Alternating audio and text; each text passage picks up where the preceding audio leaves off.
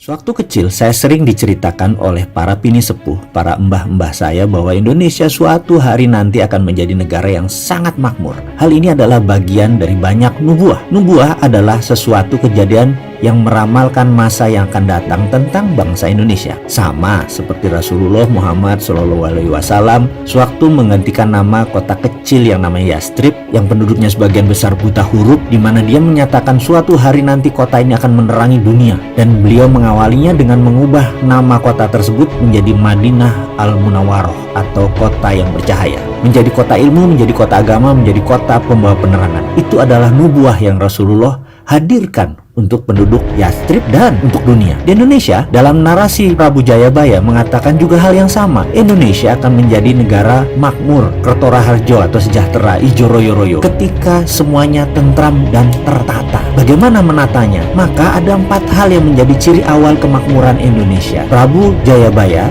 menyatakan, 1. Yen wis ono kreto tompo jaran, atau kelak jika ada kereta tanpa kuda atau motor atau mobil, tentunya harus buatan Indonesia 100%. Kemudian nomor 2, tanah Jawa kalungan wesi atau pulau Jawa berkalung besi, artinya tersambung semua rel kereta api dan jalan raya secara keseluruhan, dan tentunya sekali lagi semuanya harus merupakan karya anak bangsa. Kemudian kali hilang kedunge, sungai kehilangan lubuk, artinya semua jadi waduk di mana-mana untuk pengairan dan tenaga listrik. Terakhir, pasar hilang kumandang, artinya pasar hilang suaranya. Ini semua karena menjadi digital. 3 dari 4 hal itu sudah mendekati kejadian, dan terakhir kata-kata pasar hilang suaranya itu pasar apa? Pasar basah kah yang hilang? Pasar tradisional kah yang hilang? Rasanya tidak bisa dalam waktu singkat menghilangkan pasar tradisional. Namun ada pasar yang tidak banyak, hanya perlu 1 saja hadir bisa mengagregasi semua pasar. Apa itu? Yaitu pasar equity atau pasar modal. Bayangkan, ada 30 juta UKM di Indonesia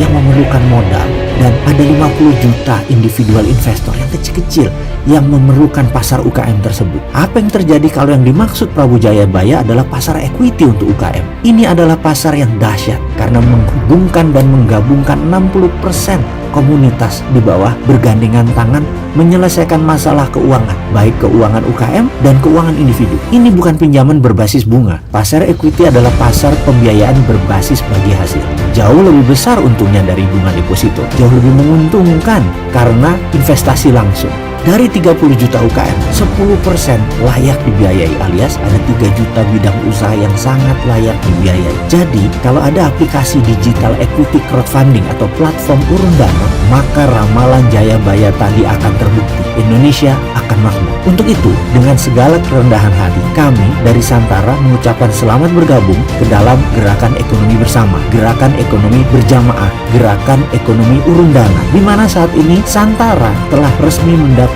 izin dari OJK sebagai satu-satunya perusahaan penyelenggara equity crowdfunding di Indonesia, satu-satunya platform urun dana berizin resmi. Terima kasih atas segala dukungan dan kepercayaan sahabat semua. Terima kasih kepada regulator, terima kasih kepada OJK, dan sekali lagi selamat buat Anda semua. Bersama ini kami umumkan Sabda Agung Serat Kemakmuran bahwa Santara siap melayani sahabat semua mulai hari ini. Santara, equity crowdfunding pertama berlisensi OJK. Saya secara pribadi dan kami semua mengajak Anda untuk ikut bersama-sama naik kapal kami, bergabung dalam rencana men-skill up ekonomi Indonesia. Klik santara.co.id.